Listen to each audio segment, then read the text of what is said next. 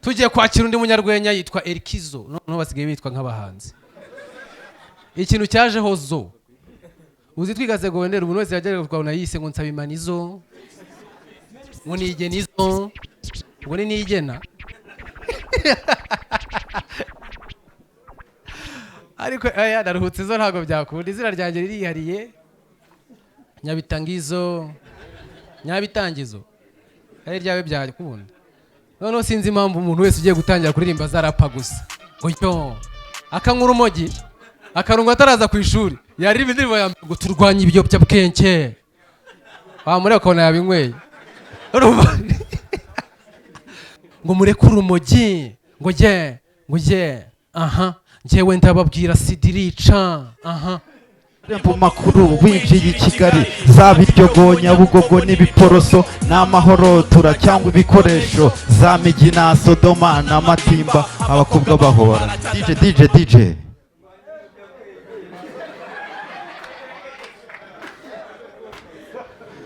Meze mutese umukameramani ntiyirirwa yirushya afotora burangira impano yo kutaberwa n'amafoto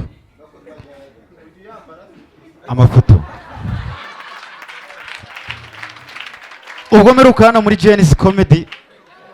bafotoye ifoto ndavuga ati ewa ni ifoto ngomba guhita njya kuyereka mail nkamubwira ko maze kugera ku rwego rushimishije mita ntaha ikintu cyanyeretse ko nubwo wafotora neza ifoto iza ari mbi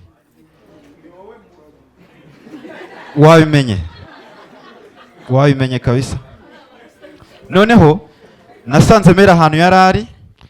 fata telefoni yarimo ifoto mpita agenda ndayimwereka surprise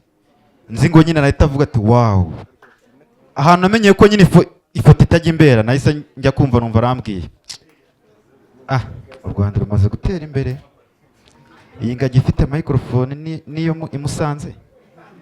nanjye ndamubwira ati mu kaju gatuje iyo ngagi iri kumwe na nyina kano kanya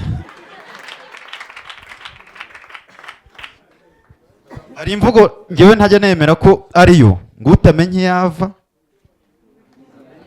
yava ngo ntamenye yajya serious ahantu haturutse ntago mazi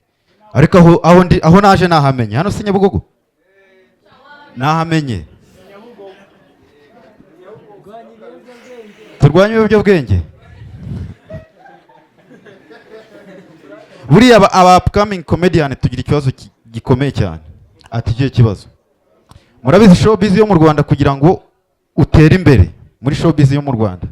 nuko ufata umugozi ukakubita ku gifi kinini ukakizamukiraho ati rero bimeze gute muri music biroroshye wazamukira kuri Bruce Melody muri comedian rero dufite ikibazo igifi kinini dufite ni Clapton umugozi nubwo wazirika mu nda wa kilometero 2 bamaze gucika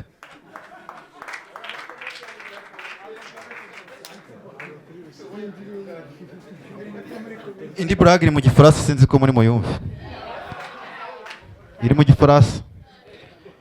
ijyanye ku bintu bijyanye n'imibanire umufilozofe nyivuge n'ubundi ntabwo ndi yandike muri SMS ndayivuga sibyo umufilozofi mu bijyanye n'imibanire